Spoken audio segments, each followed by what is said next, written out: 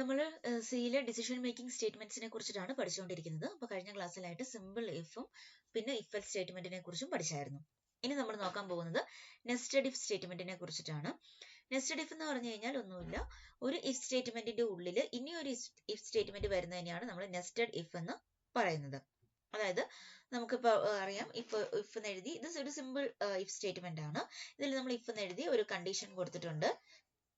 ഇതിന്റെ കോഡിന്റെ ഉള്ളിൽ തന്നെ നമ്മൾ എന്താണ് എഴുതിയിരിക്കുന്നത്, ഇനി ഒരു ഇഫ് സ്റ്റേറ്റ്മെന്റ്, ഒരു ഇഫ് കണ്ടീഷൻ നമ്മൾ കൊടുത്തിരിക്കുകയാണ്. ഇതിനെയാണ് നമ്മൾ നെസ്റ്റഡ് ഇഫ് എന്ന് പറയുന്നത്.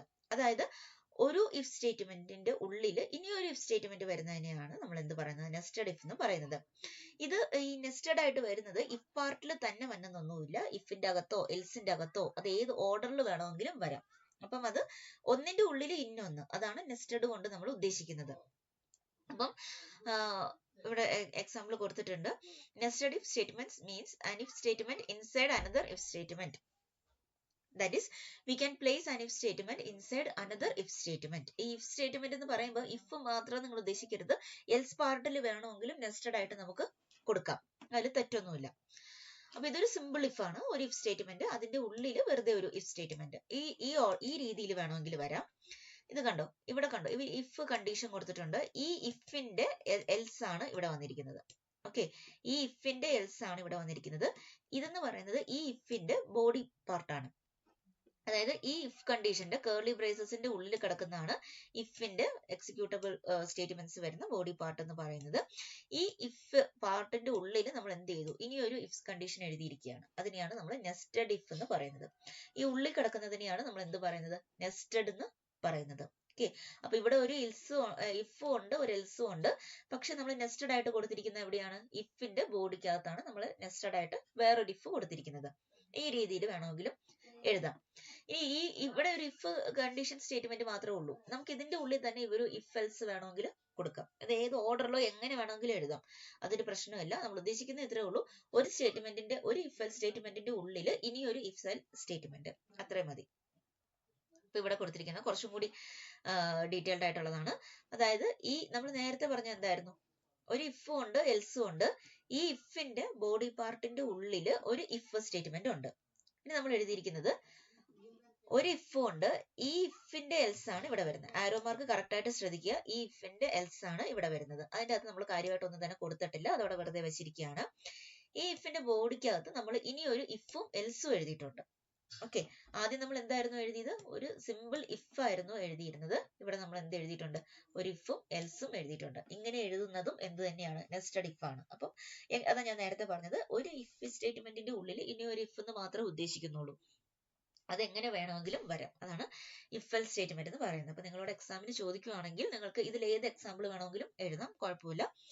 അപ്പോൾ ഓർഡർ കറക്റ്റ് ആയിട്ട് ശ്രദ്ധിക്കുക, ഈ ആരോ മാർക്ക് കറക്റ്റ് ആയിട്ട് ശ്രദ്ധിക്കുക. ഈ ഇഫിന്റെ എൽസ് ആണ് ഇവിടെ വരുന്നത്. അത് ആരോ മാർക്ക് ഇവിടെ നോക്കുക, ഈ കേർലി ബ്രേസസ് ഇവിടെ ഓപ്പൺ ചെയ്തു, ഇവിടെ ക്ലോസ് ചെയ്തു. ഈ ഓപ്പൺ ചെയ്ത് ഈ ക്ലോസ് ചെയ്യുന്നതിന്റെ ഇടയ്ക്ക് വരുന്നതാണ് ഈ ഇഫ് എൽ സ്റ്റേറ്റ്മെന്റ് എന്ന് പറയുന്നത്, ഇത്രയും ഭാഗം. അപ്പൊ അതാണ് നെസ്റ്റഡ് ഇഫ് ആയിട്ട് നമ്മൾ കൊടുത്തിരിക്കുന്നത്. ഇനി ഇതിന്റെ അകത്ത് തന്നെ ഇതിന് സെപ്പറേറ്റ് സ്റ്റേറ്റ്മെന്റ് ഉണ്ട്, ഇതിന് സെപ്പറേറ്റ് സ്റ്റേറ്റ്മെന്റ് ഉണ്ട്, ഇതിന് സെപ്പറേറ്റ് സ്റ്റേറ്റ്മെന്റ് ഉണ്ട്. ഓക്കെ, ഇനി ഒരു കാര്യം ശ്രദ്ധിക്കണം, ഈ സ്റ്റേറ്റ്മെന്റ് എക്സ് എന്ന് പറയുന്നത് നമ്മുടെ ഇഫ് എൽസിന്റെ പുറത്ത് കിടക്കുന്നതാണ് സ്റ്റേറ്റ്മെന്റ് എക്സ് എന്ന് പറയുന്നത്. അപ്പം ഇതിൽ ഏത് എക്സിക്യൂട്ട് ചെയ്താലും കൺട്രോൾ എങ്ങനെയായിരിക്കും പോകുന്നത്, ഈ ഇഫ് എൽസിന് പുറത്ത് കിടക്കുന്ന ഈ സ്റ്റേറ്റ്മെന്റിലേക്കായിരിക്കും കൺട്രോൾ പോകുന്നത്. അതാണ് ഈ ആരോ മാർക്ക് ഈ പുറത്ത് കിടക്കുന്ന സ്റ്റേറ്റ്മെന്റിലേക്ക് കാണിച്ചിരിക്കുന്നത്. അപ്പൊ നമുക്കറിയാം, ഒന്നുകിൽ ഇഫ് അല്ലെങ്കിൽ എൽസ്, ഏതെങ്കിലും ഒരു പാർട്ട് എക്സിക്യൂട്ട് ചെയ്യത്തുള്ളൂ. പക്ഷെ എങ്ങനെയാണെങ്കിലും കൺട്രോൾ എങ്ങനെയായിരിക്കും, ഇഫ് എൽ സ്റ്റേറ്റ്മെന്റിന് പുറത്ത് കിടക്കുന്ന സ്റ്റേറ്റ്മെന്റിലേക്കായിരിക്കും കൺട്രോൾ പോകുന്നത്. അപ്പൊ നിങ്ങൾ ഇഫ് എൽ സ്റ്റേറ്റ്മെന്റ് ചോദിച്ചാൽ ഇത് എക്സാമ്പിൾ ആയിട്ട് എഴുതിയാലും മതി. എഴുതാൻ വളരെ സിമ്പിൾ ആണ്. ഒരു ഇഫ് എൽസിന്റെ ഉള്ളിൽ ഇനി ഒരു ഇഫ് എൽ സ്റ്റേറ്റ്മെന്റ് എന്ന് മാത്രം ഓർത്താൽ മതിയായിരിക്കും. അപ്പൊ അതാണ് ഇവിടെ എഴുതിയിരിക്കുന്നത്. കണ്ടീഷൻ ഉണ്ട്.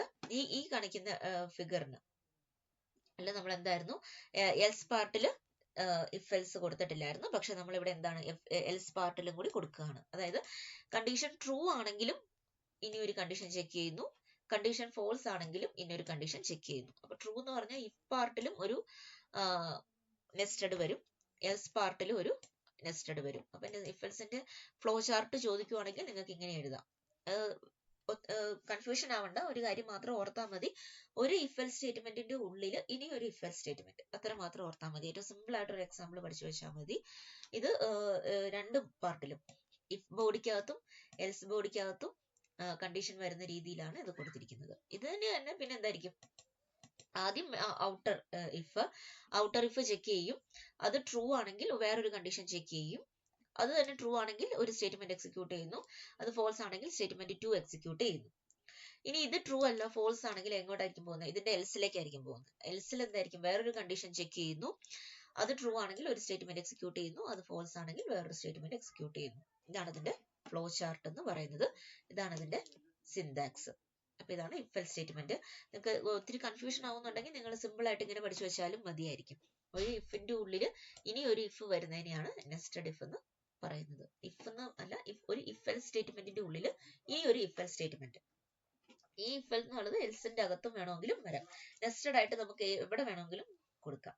അപ്പൊ ഇതാണ് നെസ്റ്റഡ് ഇഫ് എന്ന് പറയുന്നത്. നമുക്ക് ഇതിന്റെ ഒരു എക്സാമ്പിൾ നോക്കാം. ഇപ്പൊ നമ്മൾ സിയുടെ നേരത്തെ നോക്കിയ പ്രോഗ്രാം ആയിരുന്നു സിമ്പിൾ ഇഫ് എൽസ് സ്റ്റേറ്റ്മെന്റിന്റെ അകത്ത്. അത് നിങ്ങൾ നോക്കിയിട്ടില്ലെങ്കിൽ ആ ക്ലാസ് ഒന്ന് കണ്ടിട്ട് വരിക. അപ്പൊ നമ്മളിവിടെ a ഈക്വൽ ടു 0 എന്ന് കൊടുക്കുമ്പോൾ നമുക്ക് a ഈസ് ഗ്രേറ്റർ ദാൻ 0 എന്നായിരുന്നു ആൻസർ കിട്ടിയിരുന്നത്. കാരണം എന്താ, a ലെസ് ദാൻ 0 അല്ലാത്തതെല്ലാം എങ്ങനെയാണ് a ഗ്രേറ്റർ ദാൻ 0 എന്നാണ് കൺസിഡർ ചെയ്തിരുന്നത്. ഓക്കെ, നമുക്കൊന്ന് റൺ ചെയ്ത് നോക്കാം. a ഈസ് ഗ്രേറ്റർ ദാൻ 0 എന്നായിരുന്നു കൺസിഡർ ചെയ്തുകൊണ്ടിരുന്നത്. ഇവിടെ എന്താണ്, a ഈക്വൽ ടു 0, അതായത് a ലെസ് ദാൻ 0 അല്ലെങ്കിൽ പിന്നെ എല്ലാം എങ്ങോട്ടാണ്, എൽസിലേക്കാണ് വരുന്നത്. a ഈസ് ഗ്രേറ്റർ ദാൻ 0 എന്നാണ് കൺസിഡർ ചെയ്യുന്നത്. അപ്പൊ നമുക്ക് എന്ത് ചെയ്യാം, ഇവിടെ ഒരു കണ്ടീഷനും കൂടെ വേണമെങ്കിൽ ചെക്ക് ചെയ്യാം, a ഈക്വൽ ടു 0 ആണോ എന്ന്. അപ്പൊ ഞാൻ ഇതിനെ ഒന്ന് നെസ്റ്റഡ് ആക്കാൻ പോവാണ്. അതായത് a ലെസ് ദാൻ 0 അല്ല, a ലെസ് ദാൻ 0 അല്ലെങ്കിൽ കൺട്രോൾ എങ്ങോട്ട് പോകും, എൽസിലേക്ക് വരും. അപ്പൊ ഞാനിവിടെ എൽസിൽ ഒന്നിൽ കൂടുതൽ സ്റ്റേറ്റ്മെന്റ് ഉണ്ടെങ്കിൽ അത് ബ്രാക്കറ്റിന്റെ ഉള്ളിൽ തന്നെ കൊടുക്കണം. അപ്പൊ ഞാനിവിടെ ഒരു ബ്രാക്കറ്റ് ഓപ്പൺ ചെയ്തു. എന്നിട്ട് ഞാനൊന്ന് ചെക്ക് ചെയ്യാൻ പോവാണ്.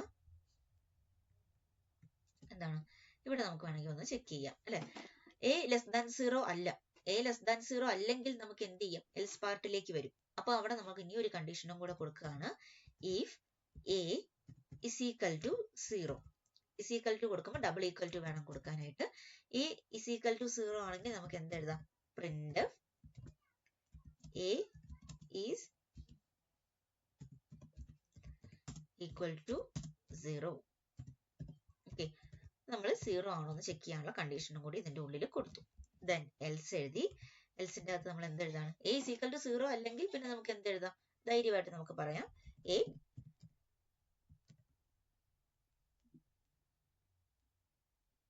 is greater than 0 അല്ലെ, അല്ലെങ്കിൽ a is positive.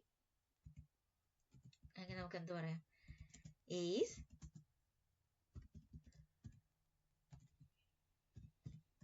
positive. Okay, ഇവിടെ ലെസ് ദാൻ 0 അല്ല, നമുക്ക് a is നെഗറ്റീവ് എന്ന് കൊടുക്കാം. നെഗറ്റീവ്. അപ്പൊ ഇവിടെ നമ്മൾ എല്ലാ കണ്ടീഷനും എഴുതിയിട്ടുണ്ട്. നെഗറ്റീവ് ആണോ പോസിറ്റീവ് ആണോ ഈക്വൽ ടു 0 ആണോ എന്നുള്ള എല്ലാ കണ്ടീഷനും നമ്മളിവിടെ എഴുതിയിട്ടുണ്ട്. അപ്പൊ ഇതാണ് നെസ്റ്റഡ് ഇഫ്. ഈ എൽസിന്റെ ഉള്ളിലാണ് നമ്മളിവിടെ കണ്ടീഷൻ ചെക്ക് ചെയ്തിരിക്കുന്നത്. ഇതാണ് നെസ്റ്റഡ് ഇഫ്. ഒരെണ്ണത്തിന്റെ ഉള്ളിൽ ഇനി ഒരെണ്ണം. ഇത് ഇഫ് ബ്ലോക്കിൽ എഴുതിയിട്ട് വേണമെങ്കിൽ നമുക്ക് ചെയ്യാം, കുഴപ്പമൊന്നുമില്ല. ഓക്കെ, അപ്പൊ നമുക്കിത് ഒന്ന് എക്സിക്യൂട്ട് ചെയ്ത് നോക്കാം. കമ്പൈൽ ചെയ്തു, തെറ്റൊന്നുമില്ല, റൺ ചെയ്തു. a is equal to 0, പിന്നെ value of a is equal to 0 എന്ന് വന്നിട്ടുണ്ട്. അതെന്താണെങ്കിലും കുഴപ്പമില്ല, കാരണം ഈ ഇഫ് എൽസിന്റെ ഈ ഇഫ് ഇവിടെ തുടങ്ങി ഇവിടെ ക്ലോസ് ചെയ്തിട്ട് അതിന്റെ പുറത്ത് നമ്മൾ വാല്യൂ എന്നുള്ളതൊന്ന് പ്രിന്റ് ചെയ്തിട്ടുണ്ട്. അതുകൊണ്ടാണ് വാല്യൂ പ്രിന്റ് ചെയ്ത് കാണിക്കുന്നത് ഇഫ് എൽസിന്റെ പുറത്ത്. അത് നമ്മൾ കൺസിഡർ ചെയ്യേണ്ട കാര്യമില്ല. അപ്പൊ ഞാനിവിടെ a is equal to 0 എന്ന് കൊടുത്തു. അതായത് a ലെസ് ദാൻ 0 ആണെങ്കിൽ a is നെഗറ്റീവ് എന്ന് പ്രിന്റ് ചെയ്യും. അപ്പൊ ഇഫ് മാത്രമേ എക്സിക്യൂട്ട് ചെയ്യത്തുള്ളൂ, എൽസിന്റെ ഉള്ളിലേക്ക് കയറത്തില്ല. അത് നമുക്ക് നോക്കാം. ഞാനിവിടെ ഒരു -10 എന്ന് കൊടുക്കുകയാണ്. ഓക്കെ, -10 എന്ന് കൊടുക്കുകയാണ്. -10 എന്ന് കൊടുത്തു കഴിഞ്ഞിട്ട് ഒന്ന് നോക്കാം. അപ്പൊ എന്താണ്, a is negative, value of a is equal to -10. അപ്പൊ ഇഫ് മാത്രമേ എക്സിക്യൂട്ട് ചെയ്തുള്ളൂ, എങ്ങോട്ട് പോയില്ല, എൽസിലേക്ക് പോയില്ല. ഇനി a ലെസ് ദാൻ 0 അല്ലെങ്കിൽ പിന്നെ നമുക്ക് രണ്ട് ഓപ്ഷൻ ഉണ്ട്, a ഈക്വൽ ടു 0യും വരാം, a ഗ്രേറ്റർ ദാൻ 0യും വരാം, അതായത് പോസിറ്റീവും വരാം. അപ്പൊ നമുക്ക് എന്ത് ചെയ്തു, ഞാനിവിടെ ഒരു ഈക്വൽ ടു 10 എന്ന് കൊടുത്തു. 10 എന്ന് കൊടുത്താൽ എന്താണ്, a is പോസിറ്റീവ് ആണ്. ഓക്കെ, റൺ ചെയ്തു. a is positive, value of a is equal to 10 എന്ന് കിട്ടി. അപ്പൊ എന്താ, എൽസിലേക്ക് വന്നു. എൽസിലേക്ക് വന്നിട്ട് ആദ്യം a ഈക്വൽ ടു 0 ആണോ നോക്കി, ആണെങ്കിൽ ഇത് പ്രിന്റ് ചെയ്യും, അല്ലെങ്കിൽ a is പോസിറ്റീവ് എന്ന് പ്രിന്റ് ചെയ്യും. പിന്നെ a ഈക്വൽ ടു 0 ആണെങ്കിൽ അതും ചെക്ക് ചെയ്യും അല്ലെ, എൽസിലേക്ക് വരും. എൽസിലേക്ക് വന്നിട്ട് എന്ത് നോക്കും, ആദ്യം ഇത് ചെക്ക് ചെയ്യും. ഇത് ചെക്ക് ചെയ്യുമ്പോൾ എന്താ, ലെസ് ദാൻ 0 ആണോ? ലെസ് ദാൻ 0 അല്ല. അപ്പൊ എന്ത് ചെയ്യുന്നു, എ ഈസ് നെഗറ്റീവ് എന്ന് കൊടുക്കാനായിട്ട് പറ്റത്തില്ല. അപ്പൊ അത് എവിടെ വരും, എൽസിലേക്ക് വരും. എൽസിൽ എന്ത് എഴുതിയിട്ടുണ്ട്, എ ഈസ് ഈക്വൽ ടു 0 എന്ന് ആദ്യം ചെക്ക് ചെയ്യും. ആദ്യം ചെക്ക് ചെയ്യുമ്പോൾ എന്താണ്, a is equal to 0 correct ആണ്, കാരണം ഇവിടെ എ ഈസ് ഈക്വൽ ടു 0 ആണ്.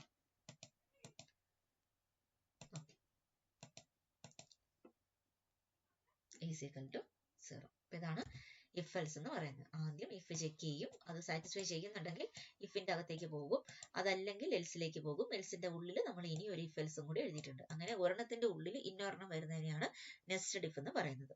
അപ്പൊ ഇതിന്റെ കൂടുതൽ പ്രോബ്ലംസ് നമുക്ക് ചെയ്ത് നോക്കാം. Thank you.